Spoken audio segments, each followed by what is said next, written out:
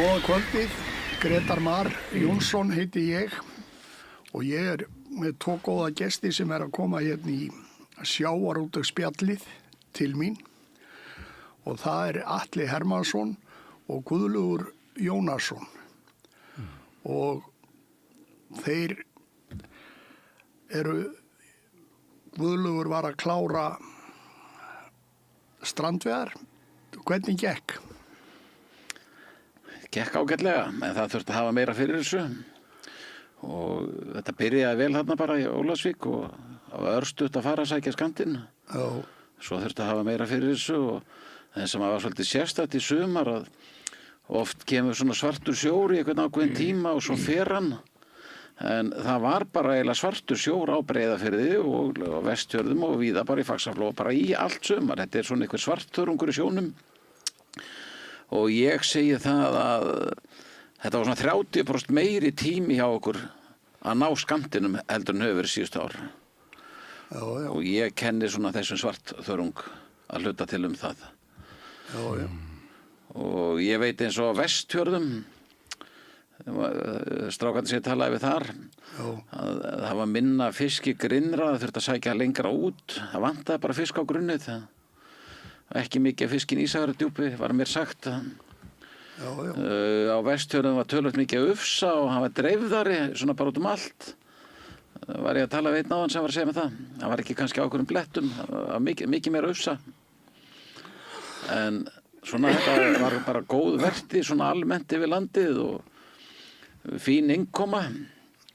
Og margir svona heyrimaður í hugleiðingum að fara í endurnýjun eða svona lagfæringar á bátum hjá sér og svona, það komin aur til þess en svona eitthvað sem var kannski komið tími á.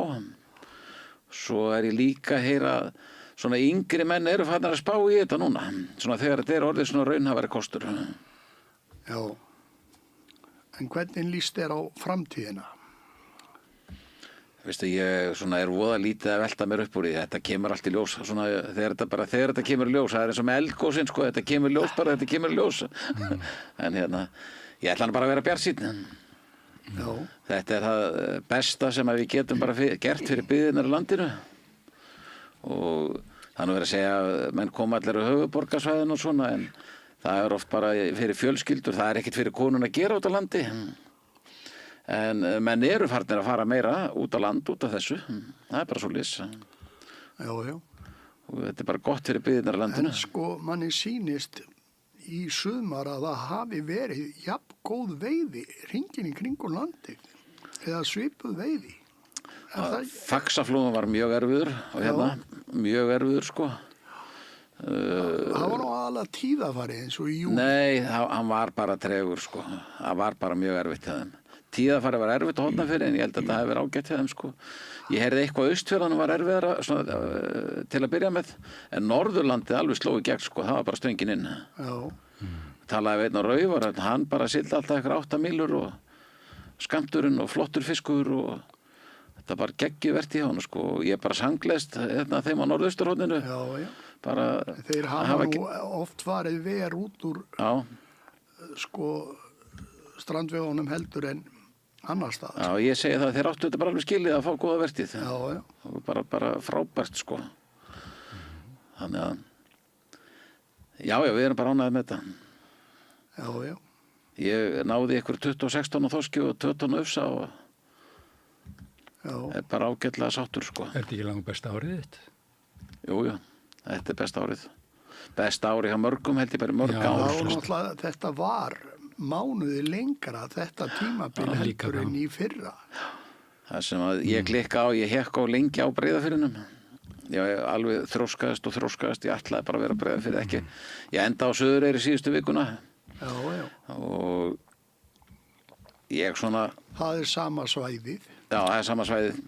Svolítið astnalegt sko, á Snæfellsnesinu þegar að fer að tregast, þá geta maður farið til Bolungarvíkur og svo leiðis og svona og gert bara ágætt sviðið þar. En þeir sem hérna í Faxaflóa bara fangar í Faxaflóa. Já, þeir geta farið á Hornafjörð. Já, það svona smá kippur á Hornafjörð sko. Jú, en það var hérna þegar þetta var að byrja. Þá voru sumir sem að leku það að vera í maí og júní í Sandgerði eða Grindavík. Já, Vestmannaeyjum og fara svo austur. Já, fara svo austur, sko. Já, ég gerði það 2021, var mánuð á Hornafirði og það var bara eiginlega lélegasti mánuðurinn á Hornafirði bara lengi, sko. Ég man það í júli, ég veit ekki nema 3 tonn af þorski. Þannig að það var nú ekkert rosalega spennandi, maður. Nei. Og ég man það að ég fór róður svo þannig nóttina var komin með eitthvað 600 kíló eða 500-600 og ég bara hætti, fór í landaði og sildi til Vestmannaeyja, bara ég var hættur og kláraði svo hérna Hornafirði.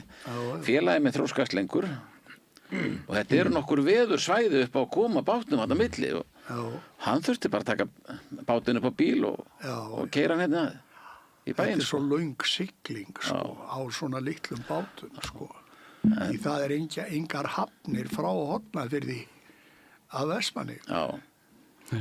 Það er nú málið, sko. Þetta smellpassa, ég var komin til Vestmannaeyja 10 kvöldið og svo var ég komin í Hafnarfirði, ég man ekki hvað það var klukkan 11 morguninn, sko. Já. Gekk allt saman upp þá. Já. En þá alveg afskrifaði ég. Það vel hjá þér. Já, gekk fínt sem það sumar, eða svona þannig, allt í lagi. Ég var með 21 og hann félagið mig fyrir vestan, var með 36 tonn. Já. Þannig að, sko, þarna 2021 sem að við erum að tala sko. Var það fyrsta árið þitt? Já, það var fyrsta árið, sko.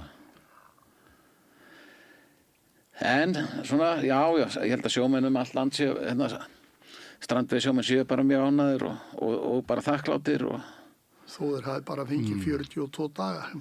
Já, ég var ekkert að tella dagana, sko, já. Voru ekki margir bara búin að fá nóg? Mér heyrist það nú. Jú, þetta var... Jú, ég þekkti nokkra sem voru bara hættir, sko. Já. Þeir hættu bara fyrir verslunarhelgi, sko. Já, þó að komi 48 dagar, það er ekki þar að mér sagt að það sé einhver skylda að taka það alla. Nei, menn hafa það bara í hendi sér hvað þeir vilja gera og hvernig þeir vilja gera þetta. Sennilega vera 40 dagar bara alveg nóg. Ég heyri marga tala um það bara 10 dagar, þessi 2 í viðbóti hverju mánuði, þeir komi ekki af sjálfum sér. Það þarf að hafa mikið fyrir því. Eða hvað finnst þér? Já, ég var alveg sátt. Það væri flott að hafa bara 10 dagar hverju mánuði og ef það var afgangsmagn þá bara má taka það í september. Já, það væri ein útfærslan gæti verið þannig. Já, svona möguleg, sko. Hentar sumum og kannski sumum ekki, en já. Ég hugsa að það væri bara, ég hugsa að margir væri, svona meiri hluti væri sáttu við það, en Já. En við viljum auðvitað bara 48 daga, það er stefnumálið. Já. Þannig að... En þið eru náttúrulega í Landssambandi smábátaeigenda búnir að gera ríkisstjórninni tilboð í að veiða. Já, 30.000 tonn. Já. Borga 4 milljarðar ríkis og það veitum ekki af því, sko. Nei. En það er eitthvað lítill áhugi fyrir því. Já. Hefur því ekki verið svarað, ekki eins og niður óformlega eða? Ég held ég hafi verið svarað eitthvað, lögin byggði ekki upp á eitthvað svoleið, sko. Já. Það þyrfti að breyta lögum, vantarlega, sko. En þetta er voða kjánalegt, þetta er auðlindi eigu þjóðarinnar að reyna ekki að fá sem mest út úr henni. Manni finnst það og manni finnst raunverulega að það ætti bara að bjóða upp helst sóknardaga að mínu mati og bjóða það bara upp. Sko, ég skoðaði hérna á Grænlandi, ég held að sé að borga 18% af aflaverðmæti í bara veiðileyfagjöld til ríkissjóð. Já. En það heyrðist ekkert mikið. 18% af brúttóinu það bara aflaverðmæti hverju túr. Já. Og en það heyrðist ekkert mikið í þeim útgerðarmönnum hér á Íslandi sem að eru að veiða á Grænlandi í gegnum tengd félög þegar það var verið að ræða hækkun veiðileyfagjalda. Þeir voru að borga miklu meira þarna á Grænlandi. Ég var að tala við einn sem var að veiða í grænlögsögunni í gærkvöldi. Já. Og hann var að segja það að þeir væri að koma til Reykjavíkur til að landa. Úr grænlenskum veiðiheimildum. Já. Og landaði þeim í Reykjavík. Já, íslensku þorskur. Já, þess vegna. Hann er kallaður það. Já. Og var sér grænlandsmegin. Já, það er bara svoleiðis. Maður er búin að heyra það bara haustin. Þeir eru að mókfiska alveg risa, bolta hana, þorsk hana hinn með við línuna og svo fyrir utan Hafnartorgið og þar febrúar, þá er það bara dottið niður og þetta er bara mikið smærri fiskur og Breiðafjörðurinn er bara fullur af stórfiski á meðan og segir sér bara alveg sjálft Svo þegar þessi stóri fer úr Breiðafirðinum og þá fara þeirra fljótlega að fara að mókfiska hérna stóra aftur á Grænlandi. Já. Og því miður bara þannig að api myndi skilja þetta en það ákveðin stofnun sem bara skilur þetta ekki. Nei. Hann færi sér náttúrulega bara með straumum og æti. Já. Við færum okkur eftir sólinni og hittastíðinu. Já. Það gera það all dýrin á jörðinu. Það er ekki bara... Þau leita að bestu skilurðu fyrir sjálft sig. Já. Bara varandi mannin eða lokar einni matvöruverslun þá ferðu bara í næstu. Já, það er þannig. Það er bara sama á þorskinum. Já, hann er ekki að spella sín á milli og segja, herri, það er mikið æti hérna á Hambíðutorginu, ekki bara smell okkur þangað, sko. En það var, sögðu rosa mikið af þorski fyrir Norðurlandi og mikið af síld og mikið æti. Þannig að... Já. Ég er búin að heyra af síld inn á Steingrímsfirði, inn í Húnaflóa og svo aftur í Eyjafirðinum, inn undir Hrísey og vaðandi síldatorfur. Já. Einn keyrði í 7-8 mílur og það voru bara vaðandi síldatorfur á bæði borð, eitt trillugall. Já. Þarna út fyrir og austur eftir sko með landinu bara. Já. Og þeir svo að það hefði verið meiri sér síld inn í höfninni á Hólmavík eitthvað. Einhver sagðist að það var sér síld þar. Já. Þannig að þetta er ótrúlegt. En það voru allar að skoða þetta í haust, sko. Já. En hvað gerist þú? Hvað verður þetta? Ef að sjórinn er svona fullur af síld, eitthvað þarf hann að éta og svo, hvað gerist? Drefst hún þá bara eins og hún gerði hérna í... Þá drefst hún úr súrefni skorti. Já, hún safnast einhvers að saman eins og hún gerði hérna árið og drefst svo súrefni skorti. Maður veit ekki hvort að það er, en Nei. hvalurinn hefur nóg að éta. Já. Tannhvalurinn. Það er kannski verið að alana bara fyrir hann. Já. Háurningur og... Já, tannhvalirnir, ekki eru skíðiskalarnir í síldi af það? Nei, þeir eru í átu og svona smerri, en húfubakurinn og er bæði í loðnu og síld og öllu þessum uppsjáfafiski, sko. Þannig að það er... Já. Svo þeir eru að gera það fínt bara núna að Ufsa þarna veit ég á Suðureyri. Já. Gengur bara mjög vel á Andværin. Hvar séu þau? Á Suðureyri. Já. Hvar eru þau bara þarna fyrir utan? Já, veistu, ég hef ekkert að fylgjast með þeim. Nei, ég heyrði bara hann Guðmundi Geirdal. Já. Hann hefur verið að gera það mjög gott í Ufsanum undanfarið. Já. Hann er náttúrulega með þetta svolítið í pötunum, sko. Það er fáir sem hafa veitt annað svo hann tværi í gegnum tíðina og hann. Já. Mér var sagt á þann að hann ætlaði að fara að leggja bara net. En er það ekki annað kerfi og þá annar bátur eða bara breyta hann skráningun á bátnum?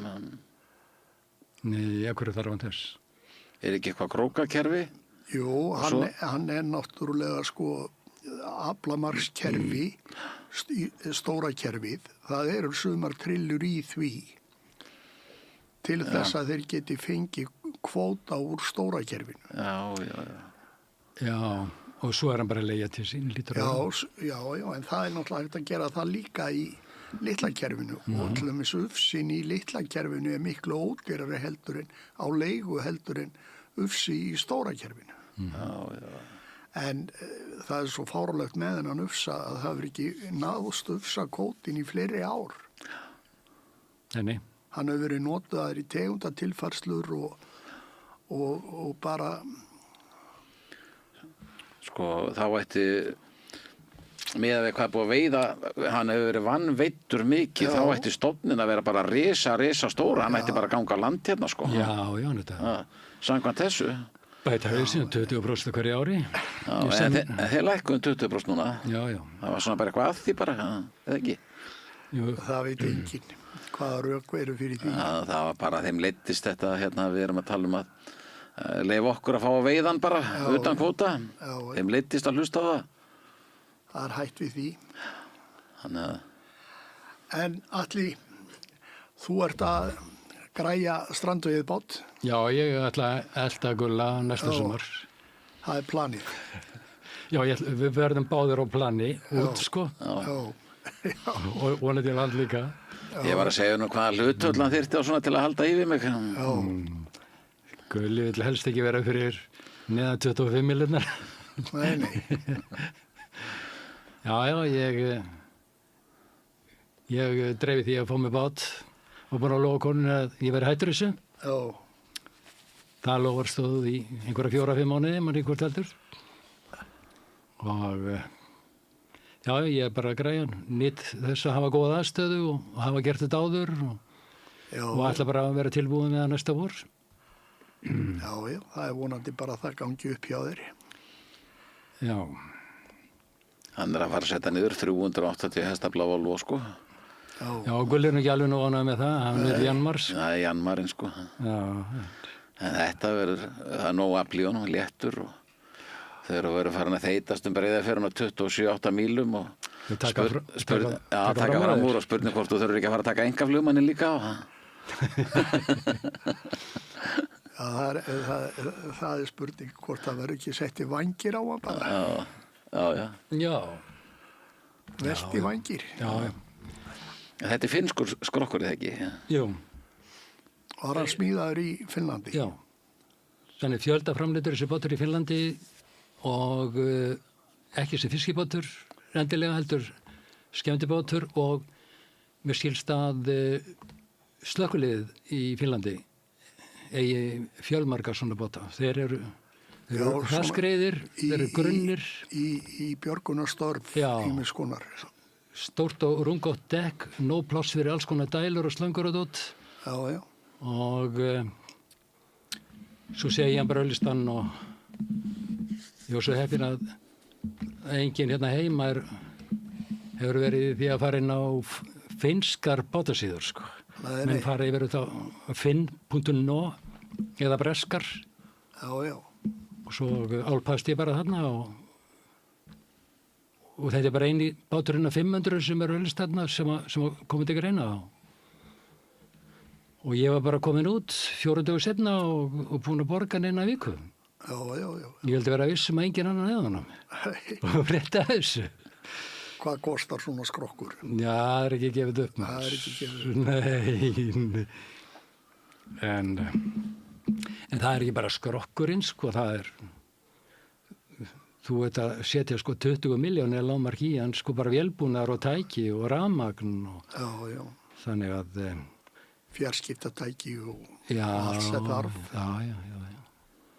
Þannig að þetta verður ekkert... Þetta er heilmikil fjárfesting. Já, ég tók sénsinn að þessu núna að kona mín sé ekki horfa á þáttinn.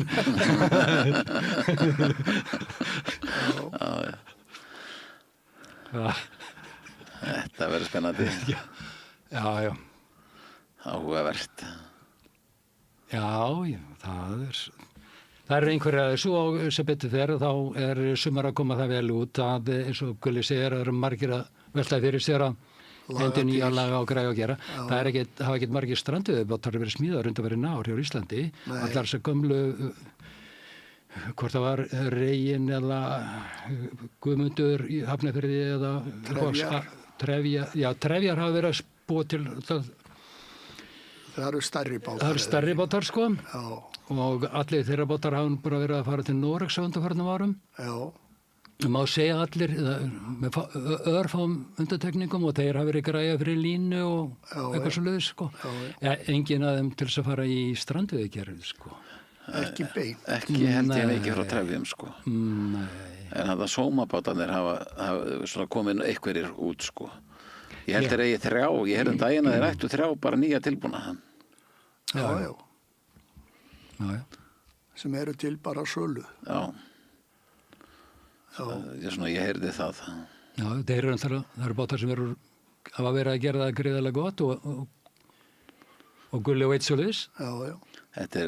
Þetta er alveg frábæri sjóbátar, kljúfa vel öldun og fara opbúslega vel með mann. Eins og báturinn að mér, hann er ekki dekkaður, þannig að ég stend mikið læra við þetta. Þetta er bara rosa gott að vinna á þessu. Ég segði því mörg ár, sko, einu sumabáturinn sem ég langaði, það var báturinn Skulla. Bara hvernig hann var útfærður. Og ég er alveg hissað að skuli ekki. Það var hérna Hjörtur Stapi, bátur fyrir vestan, hann var útbúið mjög svipað. Og og þetta er 2012-13 eitthvað svona sem að þessi bátar eru smíðaðir og ég bara, en þá var bara gegnugangandi menn vildu hafa bara að dekki nógu hátt og komu nógu mörgum körum í lest, það var bara viðmiðið. Já. Ég átti að minn aldrei að það til hvers og svo erum menn að sjá þetta núna. Voru það af því þeir voru að gera það út á línu eða hvað? Nei, ég er ekki til Ég held að það bara verið einhver millókam, menn vildi alltaf, nú kemur þú ekki inn að 7 körum, ég kemur 9 í minn, skilur. En svo vitum að stranduða, þá erum menn bara að setja þetta í 3 köður. Já. En svo er alveg að setja köður ofan á og svoleiðis, en hann smíðaði hann að bát Hermann í Borgarnesi og það er bara þannig að hann hugsaði þetta alveg rosalega vel allt saman út. Já, hann var smíðaði fyrir hann. Já, smíðaði fyrir hann. Já, upp á Keflavíkurflugvelli á sínum tíma. Já. Og svo tekur Hermann hann og klárar hann. Já, mótinn. Já. Og klárar hann, sko. Já.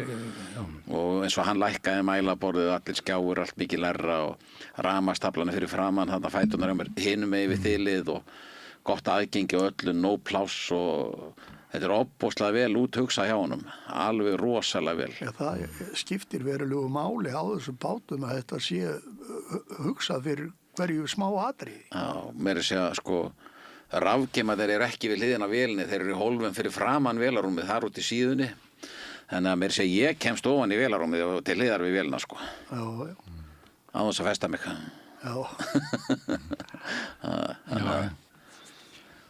Og minn verður útbúin með mjög svipuðum hætti, sko. Útvarslan þannig stendur lágt og þú hefur lært af Gulla hvernig hann bátinn sinn. Bara þegar þorskunni kemur upp, þá getur, sko, hann stendur læra en ég, hann getur bara að klappa hann á kollin, blessa, er þetta að koma hérna, sko, þú veist. Já. En hvað segið þið, hvernig líst ykkur á framhaldið? Hvernig er með að þetta muni líta út í næsta sumar? Það er bara eftir hvað gerist þarna á þinginu, sko, en Jú. það veltur allt á því, en svo er búið að gefa út 400 tonna lónu og þar kemur nú eitthvað örugglega þokkalegt úr. Kemur á skiptimarkaðinn 5% af því, eða 5,3%. Já. Þannig að það lofar alveg góðu, sko. Og svo er spurning hvernig verður með þessa byggðapotta og rækjuskilbætur og allt þetta dót bara sem að er í þessum 5,3% potti. En En þetta getur verið á svipum nótum og ísum. En hann er fín til að eins og Kjartan Sveinsson, hann vildi bara, þessi pottur færi bara í 4% og svo er bara tekið 4% fyrir utan aflamark, bara eins og Vaffesaflinn og Undirmálsaflinn og Hafraaflinn og þá væri ekkert verið að taka af neinum og þá væri komið þarna 8%. Já. Þannig að það er bara mjög góð til og það væri bara flott að verða að vinna út frá því. Hann var hérna hjá mér í síðasta fundi Kjartan Sveinsson og þar var hann einmitt að kynna þetta, hvernig hann vildi gera þetta. Já. Og það náttúrulega mundi svona tryggja meiri stöðuleika í þessu. Já. Og það er stöðuleika til þess að verða einhver endurnýjun. Já, það þarf líka að þegar þú ert að fjárfesta í bát og ert að græja þig á strandu þá þarftu að sjá eitthvað svona aðeins. Já. Ungi menn með konu og börn. Hann getur ekki verið að fullt hús af börnu. Já. Það hefur verið bara geggja af Inga Sæland hefur verið með þetta alveg á sinni konu. Já. Hún er alveg stórkostleg, sko, þegar hún hendi þarna 1000 tonnar minn bara ekkert kjaftaði, sko. Nei. En þetta er náttúrulega sumarið í sumar er besta strandveiði árið. Hvað afla magn? Magn og verðmæti. Já. Það er svolítið, sko. En svo var dálítið gaman af Arnari Atlasinni í þættinum hjá mig síðast. Hann sagði að núna eftir að strandveiðarnar hættu að þá væri hráefni sem þið fengi á mörkunum miklu lélegra. Já. Og skýringi var? Já, bara eldri fiskur og það var ekki landa daglega eins og á strandveiðibátunum. Þetta eru kannski 4, 5, 6 daga gamalt, sko. Það sem kemur inn á markaðin. Það lítur að mikill munur á því hvort það er 5-6 daga eða 5-6 klukkutíma. Já, það er heldur betur. Og hann sagði bara að þeir höfðu fundið fyrir því virkilega Þetta var viku eftir að strandveiðarnar hættu og hann sagði bara að það væri sjáanlegu munur Já, til hins verra. já, Svo svolítið fyndið að fyrirtæki sem hefur nú verið að gagnrýna okkur þessar strandveiðar og strandveiðaflan og segja þetta sé léleg tráinni að þeir eru hvað stærsti kaupandinn þarna norður Akureyri. Já, það er bara já. þannig. Þannig að eitthvað líkar en. Já, og hann, svo var hann Kjartan Sveinsson að benda á það sko að þeir væri að merkja sko hjá sölufyrirtækjum úti. Íslenska fisk sko væri veiddur á línu eða krók, bæði línu og handfæri. já, Og hann væri 15% dýrari heldur en togarafiskur. En svo þegar þeir fengu hætt að fá af strandveiðbátunum að þá bættu þeir við snurvoð og fiskurinn væri veiddur á krók og snurvoð og troll eða ekki. Já. já. Þannig að En ég ætla að segja það, við sjáum aldrei neina ölsingu frá einhverju fiskbúð, nýkominn 5 daga togarafiskur. nei, Það þetta engum fiskala það í hug. línufiskur, handfærafiskur. Þannig að það þarf ekki frekar að vitnina við. Nei. En þetta svona lofar góðu því haldið að það verði svona hugsað betur að tryggja 48 dagana næsta sumar. Þetta er bara nauðsynlegt fyrir smábátaútgerð og fyrir bara byggðin í landinu. Já, maður sér alveg hvernig þetta líkar upp á byggðirnar á meðan þetta tímabil er. Já. Og þetta var náttúrulega, eins og maður segir, mánuði lengra úthald í sumar heldur en í fyrra. Já. Og það náttúrulega strax lagar til. Já. Það vantar kannski upp á hálfa mánuði viðbóti eitthvað svoleiðis. Já. Þannig að, en svo er það sem að þeir héldu fram hérna þegar var verið að rífast veiðigjöldin og það að þetta strandveiðibátandi færu upp í 30.000, 35 eða 6.000 tonn Já, og þeir sögðu alltaf hjá Landssambandi smábátaeigenda og strandveiði félagið þegar Kjartan var formaður þar þá sögðu þeir að þetta væru 15-16.000 tonn já. og það er bara talan sem stóð. Þetta sýnir bara, hugsaður að stórútgerðin landinu sem að var að garga þarna og SFS að þeir eru ykkur 30 tonn, 774 kíló, 48 dagar. Já. Að láta 800 bátar. 800 bátar að láta svona út úr sér, veist það? Svo ég segi alltaf að apið myndi ekki gera það. Og þetta fólk skuli vera að reka og nýta auðlindin okkar. Þetta sýnir bara vanhæfi þessa fólks. Ósvífni. Já, ósvífni Já, að láta svona út úr sér. já. Að Stöðu ósvífni. það ætti bara skammast sín, sko. Jú, og svo er það náttúrulega hlutverk Hafrannsóknastofnunar í þessu sem er dálítið sérstök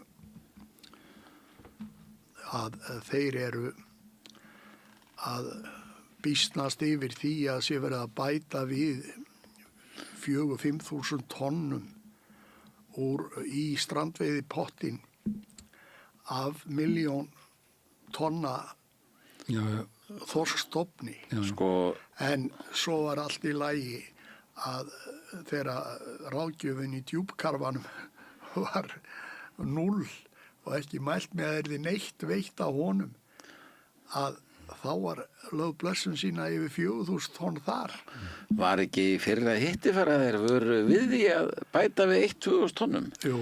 það var 1.000 og þá var það fórstjóri Hafró sem að Já, já. Taldi þið það að það Það væri geti... bara enda loka á þorstofnum með Já, allavega Veist raskað illilega sjálfbergni með annars. Já, hugsaður að láta svona út úr sér og þykjast vita hvað er mikið að þorski í sjónum með einhverju 10 tonna skekkju. Svona, ég hugsa að þetta fólk á frekar heima bara á viðeigandi stofnun en ekki hafrásonarstofnun, sko. Það er bara svoleiðis. einhverju annari stofnun. Já, við skulum ekkert endilega vera nefna nafnið, sko. Mætti sameinaður kannski. Nei, það er náttúrulega bara, ég hef sagt það ofta áður að maður skilur ekki þegar að Hafrannsóknastofnun tekur aldrei afstöðu til veiðafæra. Nei. Hvaða veiðafæri er best að nota á umhverfis besta hátt og gagnvart lífríkinu bara togarar eða snurvoð eða að þeir skulu bara segja hafa enga skoðun á hvaða veiðafæri. En þeir hafa aldrei heyrt gervigreindina, sko. Spurðu gervigreindina og sama frá hverjum hún er. Hún segir þetta allt saman og mjög svipaða niðurstöðu og allt annað heldur niðurstaðan af þeim. Já, það er hætt við því. Það er svo einfalt að byrja á því að umbuna vistvænu veiðarfærum. Já, við náttúrulega höfum aðeins gert það í sambandi við línu ívilun og náttúrulega með þessum strandveiðum. Þetta er svona aðeins byrjað hjá okkur en allt og lítið. Þetta þyrfti að vera svona stefna stjórnvalda að hvetja til þess og liðka til fyrir umhverfisvænum veiðum. Það er kannski fyrsta skrefið. Já. Var ekki Katrín Jakobsdóttir með einhverja viðvaranir daginn hérna, yrðum að bregðast við og eitthvað bla bla bla í einhverjum umhverfismálum og olíumálum og svona og hvað gerði hún þegar hún var forsætisráðherra? Varðandi olíunótkun við veiðar. Vitu alveg togari að stendur í sjálfbætisskýrslanum er að nota 250 til 440 lítra fyrir hvert veitt tonn. Það er allt í lagi. Þar þarf ekkert að bregðast við. Hún hleypti meira að segja nær landi. Hún Svandís Svavarsdóttir. Bara 3 mílum í það. Það var svolítið merkilegt nefnilega með það að stendur í reglugerðinni til að fara inn fyrir 12 mílur. Þá þarf aflvísirinn að vera skráður á Samgöngustofu og þessi litlu straujátt voru búin að vera að veiða hann 1 eða 2-3 ár. Komast við að því að aflvísirinn hann var ekki skráður hjá Samgöngustofu. Þeir mátti ekki vera að veiða hann fyrir innan, þó þeir hafi fengið leyfi til þess. Og þetta var tilkynnt til Gæslunar og Fiskistofu út allt. Það var ekkert gert, ekkert brugðist við, ekki neitt. En réttlætingin fyrir því að þeir skildu fá að fara þetta grund var sú og eitt minni olíu. Já, það er styttra fyrir það að fara á miðin. Og Svandís, hún skildi þetta alveg. Þetta er bara skandall, sko. Vélarstærðin uppgefin í þeim, sko, bara bull, sko. Þetta voru 4 tonna vélar, 2 4 tonna vélar, ég man ekki alveg hvað er heita. Og þeir sögust vera að kreista út úr þessu ykkur 300 eða 400 hestöfl eða kílóvatt, ég man ekki hvað það var. Bara svipaðar í bátnum hjá mér. Og komast upp með þessa vitleysu, sko, er alveg með ólíkindum, sko. Þetta eru svona yfir 2000 hestafla vélaraflið í þessu. Já. En þetta er svona dálítið sérstakt og það er núna, náttúrulega var verið að ráða nýjan forstjóra, skipan til 5 ára. Já, og Benedikt Eggert. Já, Guðmundsson. Já. Fyrrverandi forstjóri Granda. Já. Og var yfir auðlindin okkar nefndinni þarna. Já. En einni nefndinni sem að þú... Já. Og hvað var margar blaðsjör sem kom frá henni, veistu? 464. Og það hefur ekki verið neitt gert með það, og þá skýrslu. Veistu hvað það hefur kostað? Allar þessar skýrslur sem er búið að gera, hvað allar hefur kostað allir? Þetta eru fleiri milljarðar örugglega. Þetta hleypur á 100 miljóna að minnsta kosti. Já, það hefur... Þú tókst þetta nú saman. Já, ég gerði það einu sinni, sko, allar endurskona nefndirnar. Já. Og svo náttúrulega allar skýrslunar sem eru gerðar sko af ráðgjöfum, auka ráðgjöfum og sérálit og allt þetta.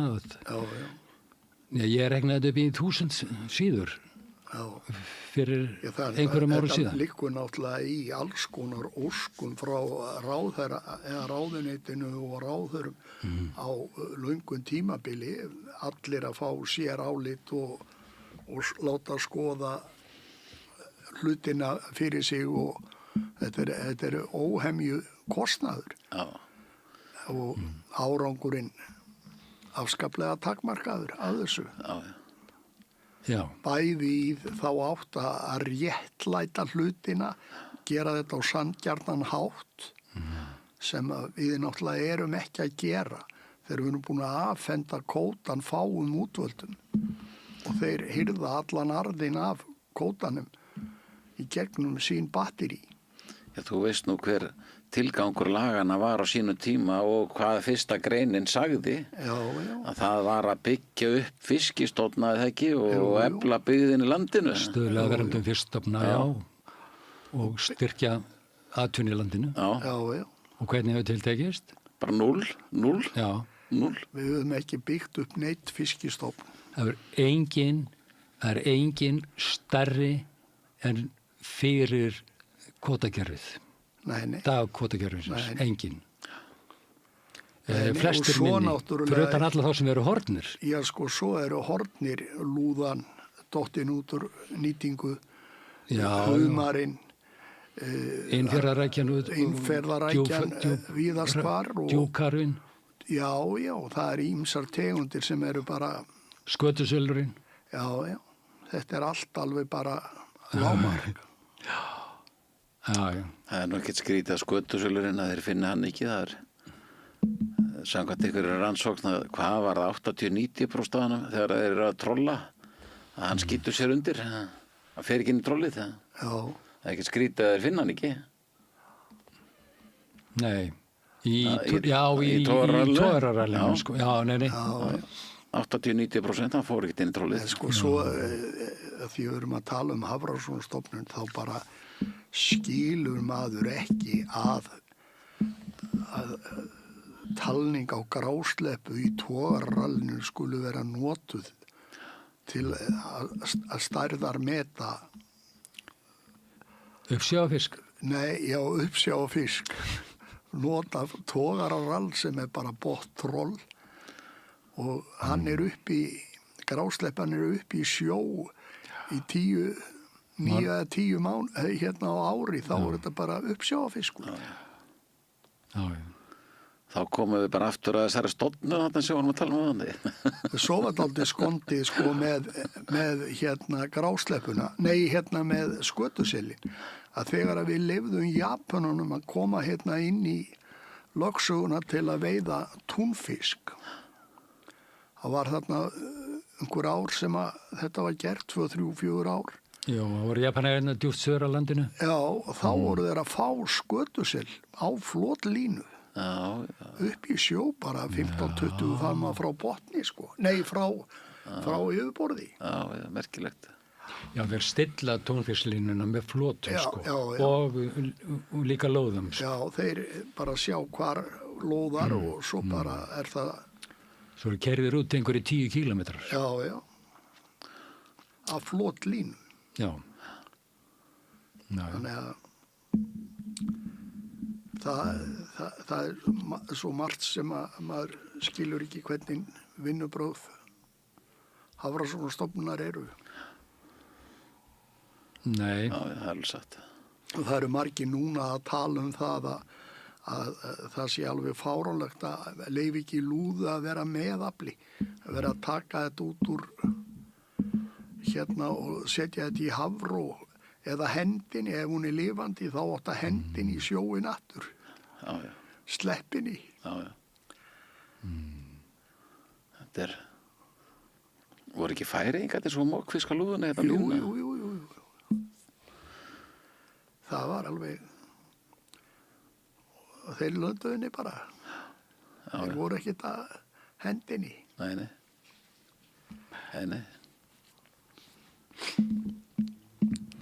Já.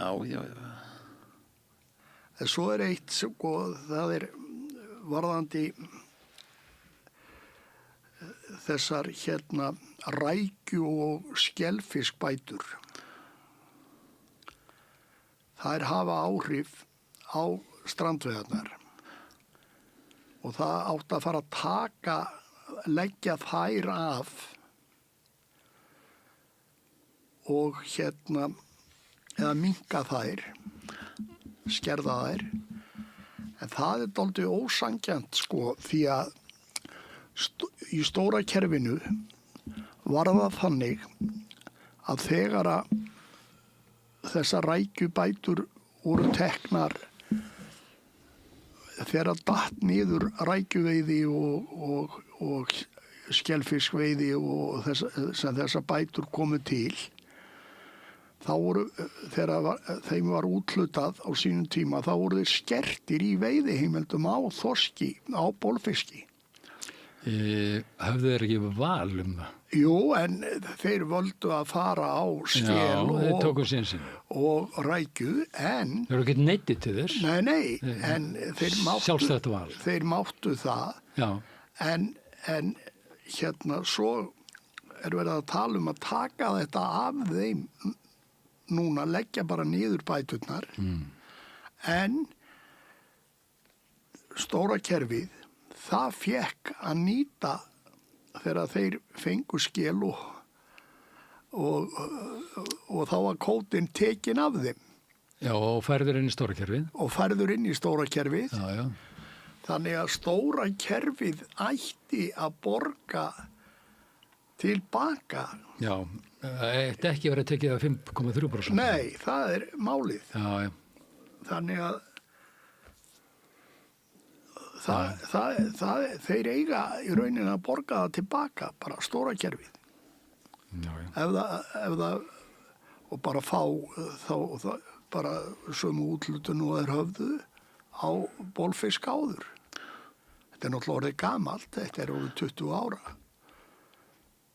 En það ætti að finna einhverja leið til að jafna þetta og ekki að láta það bitna á litla kerfinu, 5,3% pottinum. Þannig að það svona ýmislegt sem betur mætti fara. Já. En þeir eru með dálítið góða varðhunda, stórútgerðin, að verja sig. Heldur betur maður þeir. Og svo þjónar þeirra, þetta bara út allt samfélagið, sko. Já. Það bara þannig. Ósífnin algjör. Það ég skil ekki, við erum að reyna að vera að segja eitthvað á viti, gáulegt og ekki ljóðan en ég bara hugsa með mér að hverju skildu við ekki bara nota takk í fyrir ljúa, bara alveg þessu allir jú. Okkur finnst það bara rámt. Já. Menn vilja nú helst ekki láta reka sig og gat með að fara með ykkur ásamniti. Það já, fullt af fólki virðist bara vera nákvæmlega sama. Jú. Maður sér það bara umræðinni, ESB umræðinni núna og hvernig SFS lætur og fleiri. Já. Það verið að leiðrétta þau og... Mér finnst þetta að vera alveg í báðum hópum. Já. Og svona bara báðum liðum. Ekki alltaf vera að fara með rétt mál. Það bara svo lýs. En annars eru við að tala um sko sérhagsmunasamtök. Já. Og hins vegar eru við að tala um einstaklinga. Já. Það við erum annars vegar bara með einstaklinga, eins og mig og fleiri, jásinna, og svo erum við með sko sérhagsmunasamtök sem að hafa enga nýtingarétt á sameign þjóðarinnar og nota tekjurnar til þess að reyna að koma í veg fyrir það að við fáum sjá samning. Já, það nokkuð til í því. Það bara, umverulega staðreind. Þeir að berjast á móti því. Þeir eru bara að berjast á móti því, alveg hægri vinstri, sko. Já. Vilji ekki að menn komist í það að fá sömu möguleika á lánum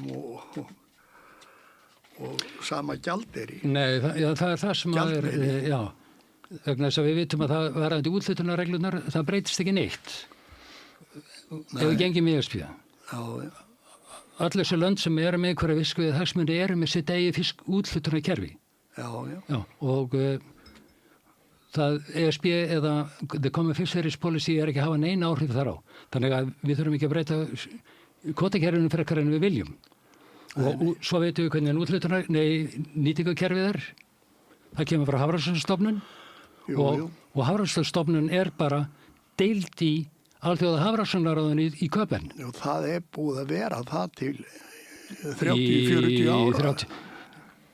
Við erum stofnfélagar þar. Já, Og á ákveðnu árabili er Jakob Jakobsson, forstjóri Hafrannsóknastofnunar, stjórnar formaður alþjóða hafrannsóknaráðsins. Þetta er ekki lengra frá okkur en það.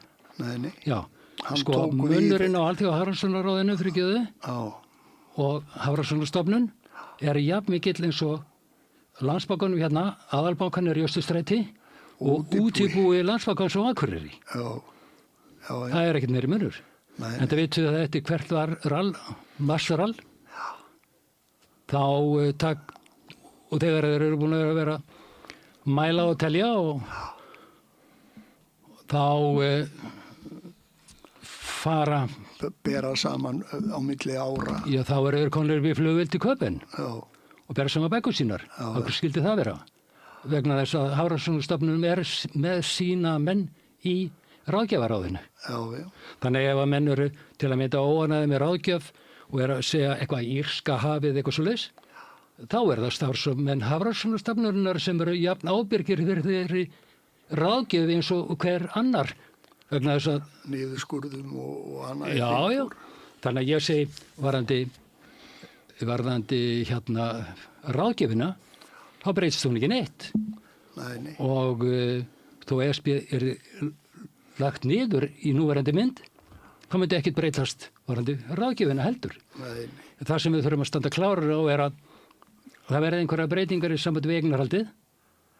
Já, Við stöndum flestir í þeirri minningu að útlendingar standi hérna í einni beinni röð sko, að fá að kaupa í íslenskum sjávarútvegi.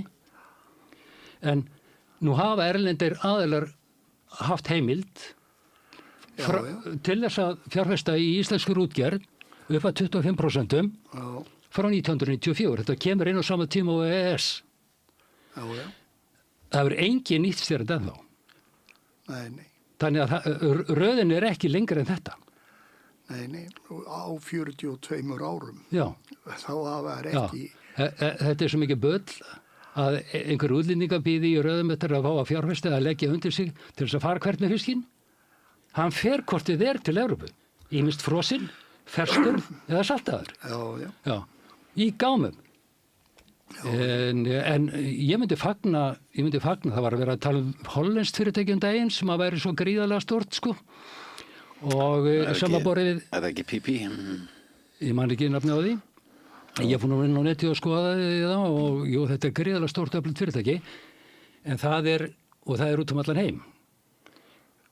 Rosalega mikið í alls konar eldi. Já. Nei, PP, ég held er eigi 37 tógara á uppsjávarskip. Eitthvað tíma þeir eru skoðað. Sko, ekkert að þeim er að fiska hérna í Norður-Atlantshafi. Það er allt sem að bundið einhverjum joint venture verkefnum hér og þar út um allan heim. Já, ég er að tala um PP. Já. Þeir hafa mikið verið í samstarfi með Samherja og í samvinnu og hvort þeir eiga fyrirtæki saman. Það er svoleiðis. Og þeir eru að veiða út um allt. Já. Það er fyrirtæki.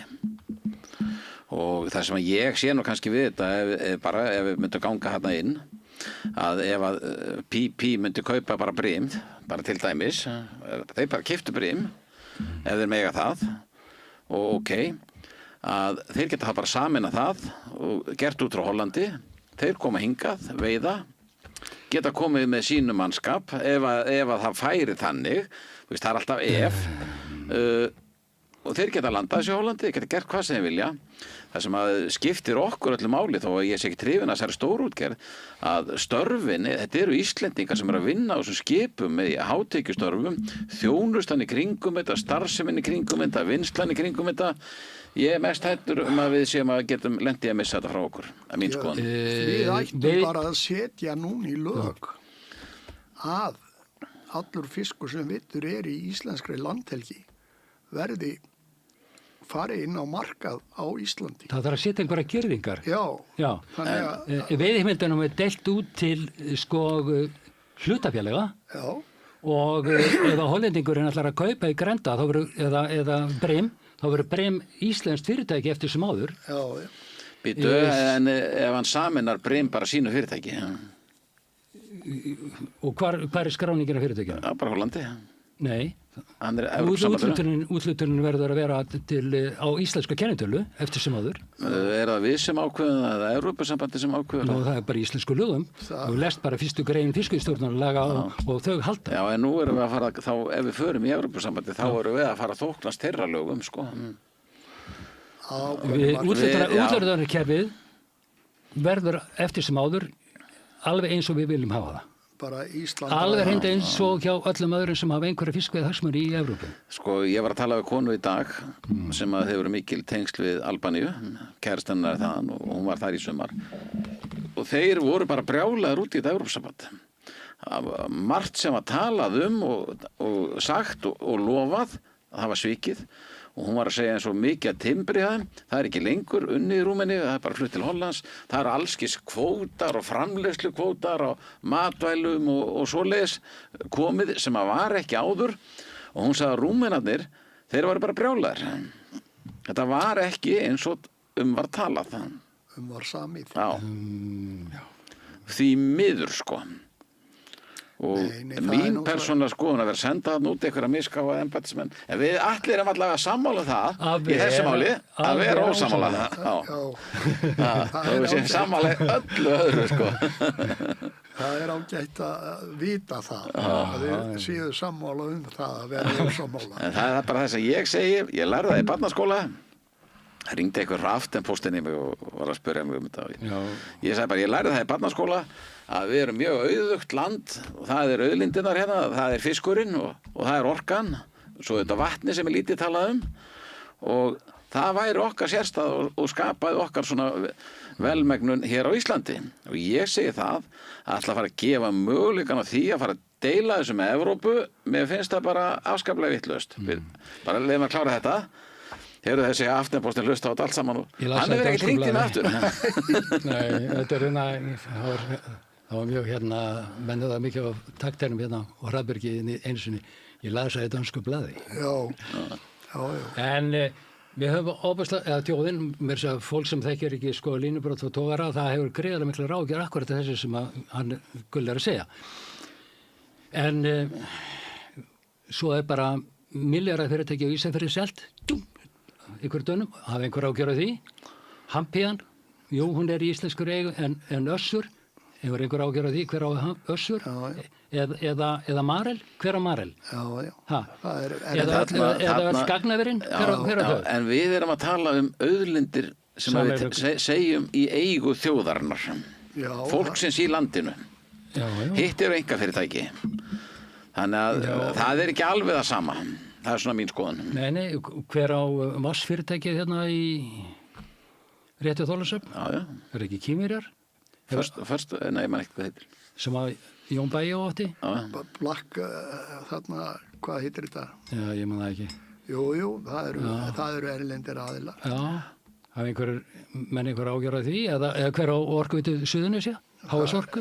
Helmingurinn, Kanada. Alla stóriðina?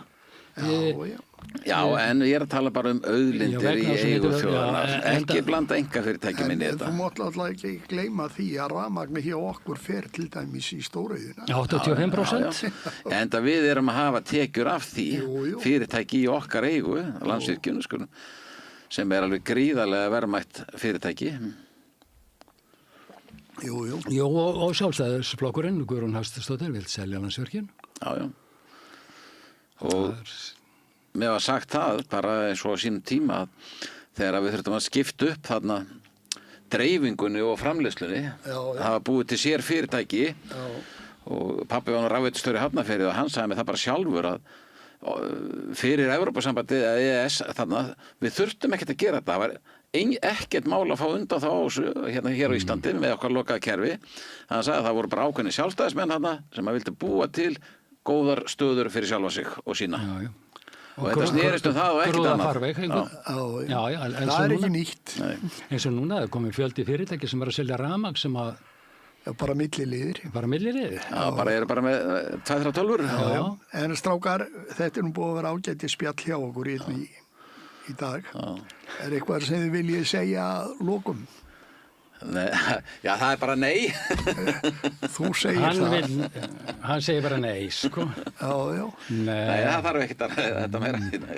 En Atli, hvað segir þú? Ég veit þessu sem ekki, sko, en mér finnst bara mikil skammsýni að ætla að skella hurðin eftir núna og annað. Ef við göngum ekki þessa leið alla núna, þá mun þessi umsókn vera dregin upp úr einhverjum hatti aftur eftir 10-15 ár aftur. Og verðum við í betri stöðu þá til þess að ganga frá þessu. 20 árin voru leið á milli atkvæðagreiðsla. Já, og við sjáum það þetta er voðalega mikið keyrt á einhverju föðurlandsást og einhverju nostalgíu og það er jafnvel verið að blanda Gunnar á Hlíðarendinn í þetta og einhverju svoleiðis. Þjóðin að breytast gríðarlega mikið. Gríðarlega fjöldi á útlendingum sem hafa bæst við undanförnum árum. Þannig að þetta og allt þetta er þinnast út. Eftir 20 ár verður komið með helming þjóðarinnar sem veit ekkert hver Jón Sigurðsson er og gæti ekki verið meira sama. Og því síður Gunnar á Hlíðarenda. Nema Guðni Ágússon, þeir eru fermingabræður.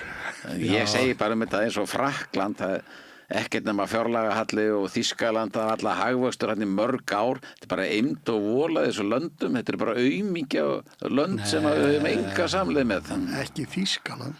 Það er engin hagvöxtur búin að vera hann í mörg ár.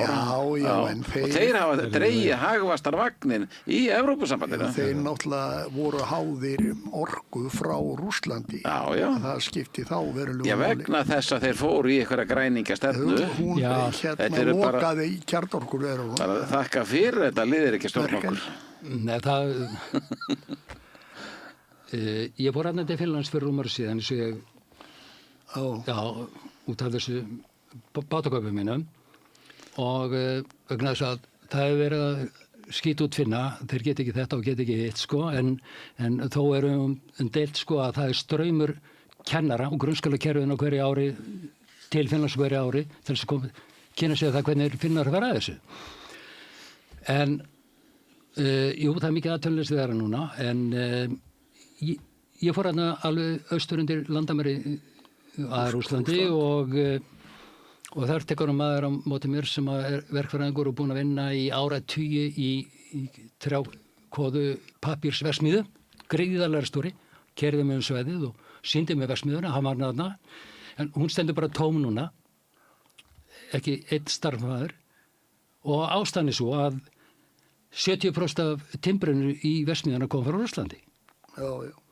Og það er ekkert að segja, heyrðu, Finnar eru bara einhverju vesalingar, sko. Þeir eru bara í þessari stöðu núna og ef við ætlum að gera bara alltaf þannig að okkur kemur ekki neitt við hvað er að gera stannast þér í heiminum, stinga hausnum í sandinn, þá vil ég það ekki. Ég spurði gerfugreindir í morgun hvernig ungu fólki gengi að eignast íbúð þarna í Evrópusambandinu. Og almennt bara, og hún sagði þetta er bara mjög erfitt fyrir ungt fólk að eignast taka yfir höfuð.